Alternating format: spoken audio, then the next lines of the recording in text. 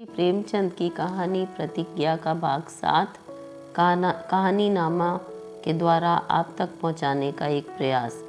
लाला बद्री प्रसाद को दाननाथ का पत्र क्या मिला? आघात के साथ ही अपमान भी मिला। वह अमृत राय की लिखावट पहचानते थे। उस पत्र की सारी नम्रता, विनय और प्रण उस लिपि में लोप हो गए। मारे क्रोध के उनका मस्तिष्क खौल उठा। दाननाथ के हाथ क्या टूट गए जो उसने अमृत राय से यह पत्र लिखाया? क्या उसके पाँव में मेहंदी लगी थी जो यहाँ तक ना आ सकता था? और यह अमृत राय भी कितना निर्लज है, वह ऐसा पत्र कैसे लिख सका? जरा भी शर्म नहीं आई। अब तक लाला बद्री प्रसाद को कुछ आशा थी कि शायद अमृत राय के आवेश में की हुई प्रतिज्ञा कुछ शिथिल पड़ जाए। लिखावट देखकर पहले वह यही समझे कि अमृत राय ने क्षमा मांगी होगी, लेकिन पत्र पढ़ा तो आशा की वह पतली सी डोरी भी टूट गई। दाननाथ का पत्र पाकर शायद वह अमृत राय को बुलाकर दिखाते और प्रतिस्पर्धा को जगाकर उन्हें पंजे में लाते। यह आशा की धज्जी भी उड़ गई।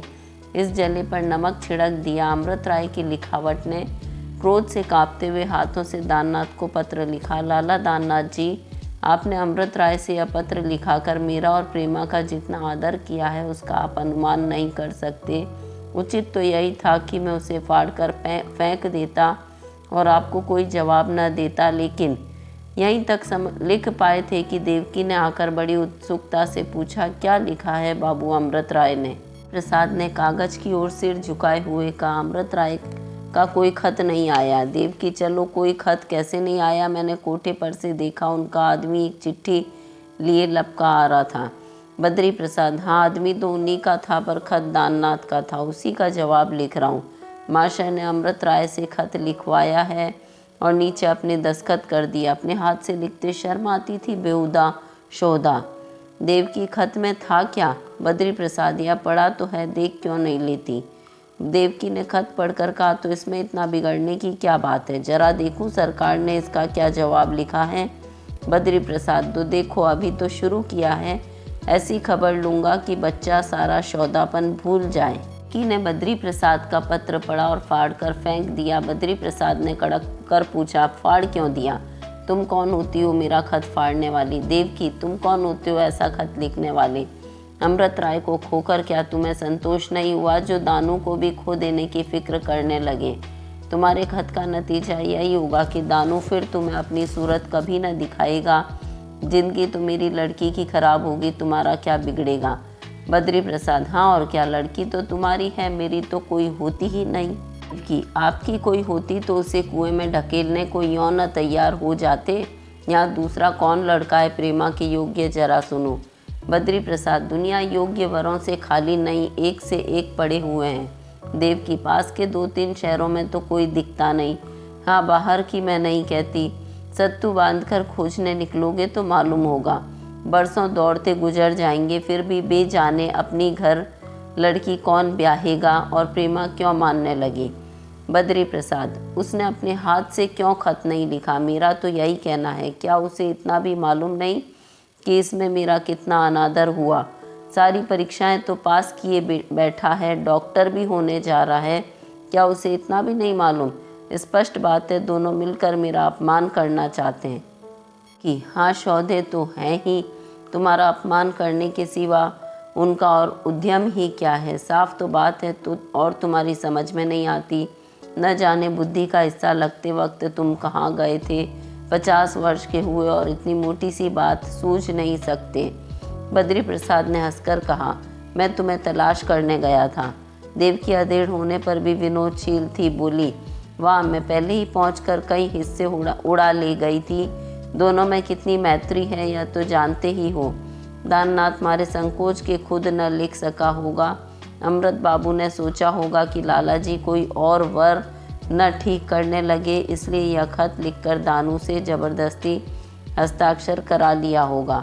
बद्री प्रसाद ने झेपते हुए कहा, इतना तो मैं भी समझता हूँ, क्या ऐसा गंवार हूँ? देवकी, तब किस लिए इतना जामे से बाहर हो रहे थे? बुलाकर कह दो मंजूर है। बेचारी बूढ़ी माँ के भाग खुल जाएंगे, मुझे तो उस पर दया आती है। बद्री प्रसाद, मुझे अब यह अफसोस हो रहा है कि पहले दानू से क्यों ना विवाह कर दिया। इतने दिनों तक व्यर्थ में अमृत राय का मुंह क्यों ताकता रहा, आखिर वही करना पड़ा। कि भावी कौन जानता था। और सच तो यह है कि दानू ने प्रेमा के लिए तपस्या भी बहुत की। चाहता तो अब तक कभी का उसका विवाह हो गया होता। कहाँ कहाँ संदेश नहीं गए। माँ कितना रोई, संबंधियों ने समझाया, लेकिन उसने कभी हामी ना भरी। प्रेमा उसके मन में बसी हुई है बद्री प्रसाद, लेकिन प्रेमा उसे स्वीकार करेगी? पहले या तो निश्चय कर लो, ऐसा ना हो कि मैं हामी भर लूँ और प्रेमा इनकार कर दे। इस विषय में उसकी अनुमति ले लेनी चाहिए। देवकी, फिर तुम मुझे चिढ़ाने लगे। दानू में कौन सी बुराई है जो वह इनकार करेगी? लाख लड़कों में एक लड़का है।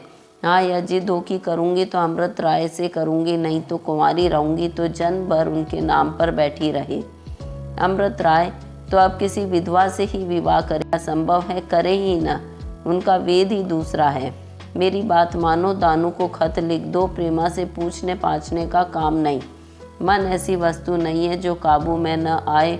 मेरा मत तो अपने पड़ोस के वकील साहब से विवाह करने का था। है कोट पतलून पहने बग्घी पर कचहरी जाते देखकर निहाल हो जाती थी, लेकिन तुम्हारे भाग जागे। माता पिता ने तुम्हारे पल्ले बांध दिया तो मैंने क्या किया? दो एक दिन तो अवश्य दुख हुआ, मगर फिर उनकी तरफ ध्यान भी न गया। तुम शक्ल सूरत, विद्या, बुद्धि, धन दौलत, किसी बात में उनकी बराबरी नहीं कर सकते। लेकिन कसम लो, जो मैंने विवाह के बाद कभी भूल कर भी उनकी याद की हो। बद्री प्रसाद, अच्छा, तभी तुम बार बार मैके जाया करती थी, अब समझा। देवकी, मुझे छेड़ोगे तो कुछ कह बैठूंगी। बद्री प्रसाद, तुमने अपनी बात कह डाली तो मैं भी कहे डालता हूँ। मेरा भी एक मुसलमान लड़की से प्रेम हो गया था। मुसलमान होने को मैं तैयार था, रंग रूप में अप्सरा थी। तुम इसके पैरों की धूल को भी नहीं पहुँच सकती। मुझे अब तक उसकी याद सताया करती है। देवकी, झूठे कहीं के लबाड़िए, जब मैं आई तो महीने भर तक तो तुम मुझसे बोलते लजाते थे। मुसलमान औरत से प्रेम करते थे, वह तो तुम्हें बाजार में बेच लाती और फिर तुम लोगों की बात मैं नहीं चलाती। सच भी हो सकती है। बद्री प्रसाद, जरा प्रेमा को बुला लो, पूछ लेना ही अच्छा है। देवकी झुंझला कर, उससे क्या पूछोगे और वह क्या कहेगी, यही मेरी समझ में नहीं आता। मुझसे जब इस विषय में बातें हुई, वह यही कहती रही कि मैं कंवारी रहूँगी। वही फिर कहेगी, मगर इतना मैं जानती हूँ कि जिसके साथ तुम बात पक्की कर दोगे, उसे वरने में उसे कोई आपत्ति न होगी। इतना वह जानती है कि गृहस्थ की कन्या कंवारी नहीं रह सकती। बद्री प्रसाद, रो रो कर प्राण तो न दे देगी? देवकी, नहीं, ऐसा मैं नहीं समझती। कर्तव्य का उसे बड़ा ध्यान रहता है, और यूँ तो फिर दुख है ही। जिसे मन में अपना पति समझ चुकी थी, उसको हृदय से निकाल कर फेंक देना क्या कोई आसान काम है? यह घाव कई बरसों में जाके भरेगा। इस साल तो वह विवाह करने पर किसी तरह न राजी होगी। बद्री प्रसाद, अच्छा, मैं ही एक बार उससे पूछूंगा। इन पढ़ी लिखी लड़कियों का स्वभाव कुछ और हो जाता है। अगर उनके प्रेम और कर्तव्य में विरोध हो गया तो उनका समस्त जीवन दुखमय हो जाता है। वे प्रेम और कर्तव्य पर उत्सर्ग करना नहीं जानती या नहीं चाहती। हाँ, प्रेम और कर्तव्य में संयोग हो जाए तो उनका जीवन आदर्श हो जाता है। ऐसा ही स्वभाव प्रेमा का भी जान पड़ता है। मैं दानू को लिख देता हूँ कि मुझे कोई आपत्ति नहीं है, लेकिन प्रेमा से पूछ कर ही निश्चय कर सकूँगा। सहसा कमला प्रसाद आकर बोले, आपने कुछ सुना? बाबू अमृत राय एक वनिता आश्रम खोलने जा रहे हैं। कमाने का यह नया ढंग निकाला है। बद्री प्रसाद ने जरा माथा सिकोड़ कर पूछा, कमाने का ढंग कैसा? मैं नहीं समझा। कमला प्रसाद, वही जो और लीडर करते हैं। वनिता आश्रम में विधवाओं का पालन पोषण किया जाएगा, उन्हें शिक्षा दी जाएगी, चंदे की रकम आएगी और यार लोग मज़े करेंगे। कौन जानता है कहाँ से कितने रुपए आए। महीने भर में एक झूठा सच्चा हिसाब छपवा दिया। सुना है कई रईसों ने बड़े बड़े चंदे देने का वचन दिया है। 5 लाख का तखमीना है। इसमें कम से कम 50,000 तो यारों के हैं। वकालत में इतने रुपए कहाँ इतनी जल्दी मिल जाते थे। बद्री प्रसाद, 85,000 बनाए तो क्या बनाए, मैं तो समझता हूँ 1 लाख से कम पर हाथ ना मारेंगे। कमला प्रसाद, इन लोगों को सूझती खूब है, ऐसी बातें हम लोगों को नहीं सूझती। बद्री प्रसाद, जाकर कुछ दिनों उनकी शागिर्दी करो, इसके सिवा और कोई उपाय नहीं है। कमला प्रसाद, तो क्या मैं कुछ झूठ कहता हूँ? बद्री प्रसाद, जरा भी नहीं, तुम कभी झूठ बोले ही नहीं। भला आज क्यों झूठ बोलने लगे? सत्य के अवतार तुम ही तो हो।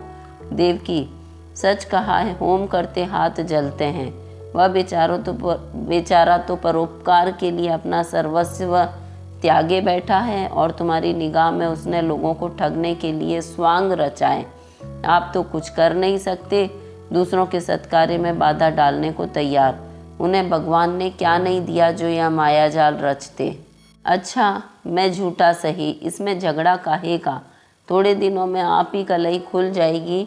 आप जैसे सरल जीव संसार में न होते तो ऐसे धूर्तों की थैलियाँ कौन भरता।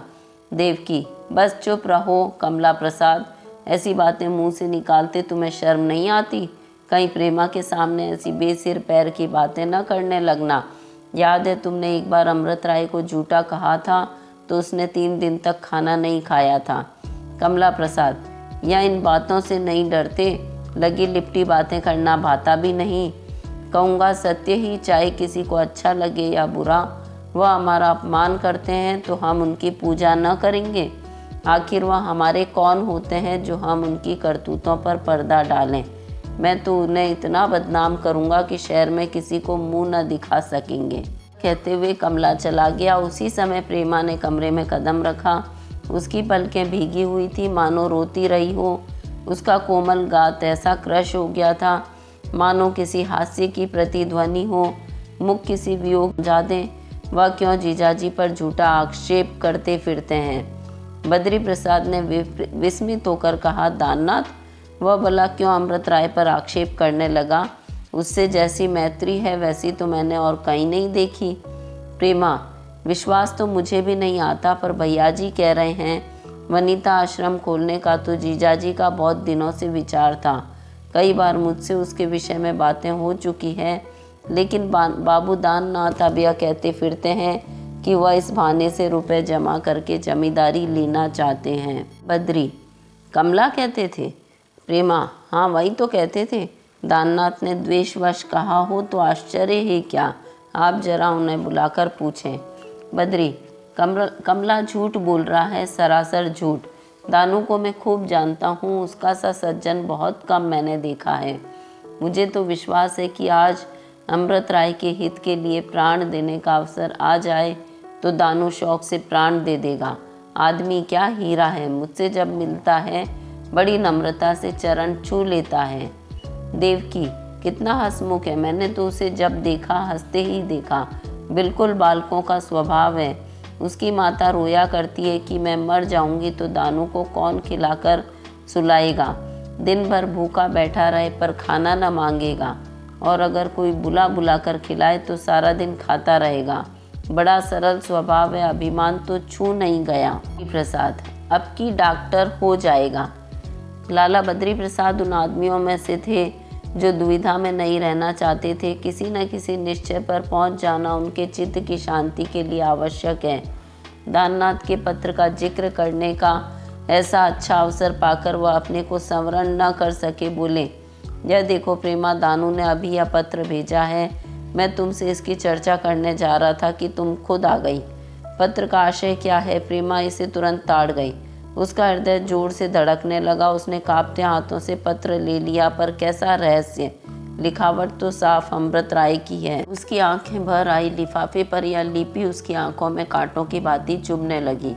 एक एक अक्षर बिच्छू की भांति हृदय में डंक मारने लगा। उसने पत्र निकाल कर देखा, वही लिपि थी, वही चिर परिचित सुंदर स्पष्ट लिपि जो मानसिक शांति की द्योतक होती है। पत्र का आशय वही था जो प्रेमा ने समझा था। वह इसके लिए पहले से तैयार थी। उसको निश्चय था कि दाननाथ इस अवसर पर न चूकेंगे। उसने इस पत्र का जवाब भी पहले से सोच रखा था, धन्यवाद के साथ साफ इनकार। पर यह पत्र अमृत राय की कलम से निकलेगा, इसकी संभावना ही उसकी कल्पना से बाहर थी। अमृत राय इतने हृदय शून्य है, इसका उसे गुमान भी न हो सकता था। वही हृदय जो अमृत राय के साथ विपत्ति के कठोरतम आघात और बाधाओं की दूसर यातनाएं सहने को तैयार था। इस अवहेलना की ठेस को न सह सका। वह अतुल प्रेम व असीम भक्ति जो प्रेमा ने उसमें बरसों से संचित कर रखी थी, एक दीर्घ शीतल निश्वास के रूप में निकल गई। उसे ऐसा जान पड़ा मानो उसके संपूर्ण अंग शिथिल हो गए, मानो हृदय भी निस्पंद हो गया है, मानो उसका प्राण अपनी वाणी पर लेश मात्र भी अधिकार नहीं है। उसके मुख से ये शब्द निकल पड़े, आपकी जो इच्छा हो वह कीजिए, मुझे सब स्वीकार है। वह कहने जा रही थी, जब कुएं में गिरना है तो जैसे पक्का वैसे कच्चा, उसमें कोई भेद नहीं, पर जैसे किसी ने उसे सचेत कर दिया। वह तुरंत पत्र वहीं फेंक कर अपने कमरे में लौट आई और खिड़की के सामने खड़ी होकर फूट फूट कर रोने लगी। संध्या हो गई थी, आकाश में एक एक करके तारे निकल आते थे। प्रेमा के हृदय में उसी प्रकार एक एक स्मृतियां करके जागृत होने लगी। देखते देखते सारा गगन मंडल लाखों तारों से जगमगा उठा। प्रेमा का हृदय का आकाश भी स्मृतियों से आच्छन्न हो गया, पर इन असंख्य तारों से आकाश का अंधकार क्या और भी गहन नहीं हो गया था। कहानी प्रतिज्ञा भाग 7 कहानीनामा द्वारा आपके लिए प्रेषित।